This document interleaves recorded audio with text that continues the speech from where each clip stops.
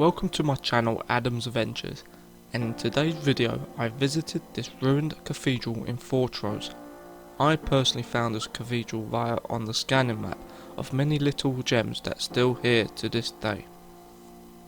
Fortrose Cathedral was the episcopal seat cathedral of the medieval Scottish Diocese of Ross in the Highland region of Scotland. Its mostly original site of the diocese was Rosemarcle, then by the 13th century moved to the southwest to Fortrose by the canons. The cathedral had 21 prebends involving the income of 31 churches.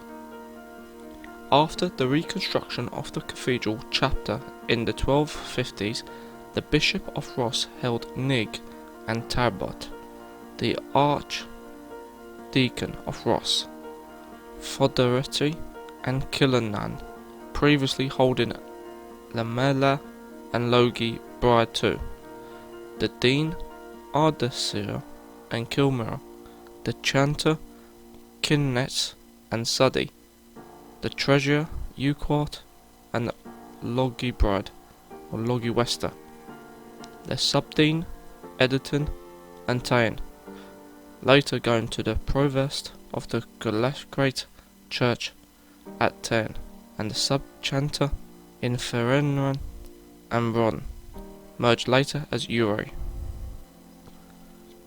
The Chancellor of the Ross, appearing to hold no fixed prebend in the 13th century, later acquired Kilmarnock in exchange with the Chanter in the 16th century for Kinnets and Suddy. The wealthy parishes of Rosemarkie and Cromarty were quartered between the Dean, Chanter, Chancellor and the Treasurer. Likewise was quartered between the Dean, Chancellor, Charter and Treasurer. The western churches of Applecross, Gaylock, Kintel, Lockash, Lochbroom and Lochcarronan were held by the chapter in common. Like the previous video on Beauly Priory, nothing is known of how this building was founded. It still lies a mystery who actually started to build and established this wonderful architectural site. This cathedral was constructed primarily of red sandstone. Two sections, the chapter house and the nave's south aisle, still stand on this location. The outline of the remainder of the cathedral complex was revealed by excavations in 1873. The cathedral building appears to have begun probably in the early to mid 13th century as an extended rectangle with the tower in the northwest, a chapter house and a sacristy north of the choir. The south-eastern chapel, aisle and porch were commissioned by Euphemia I, Countess of Ross in the late 14th century, but likely replaced an earlier building.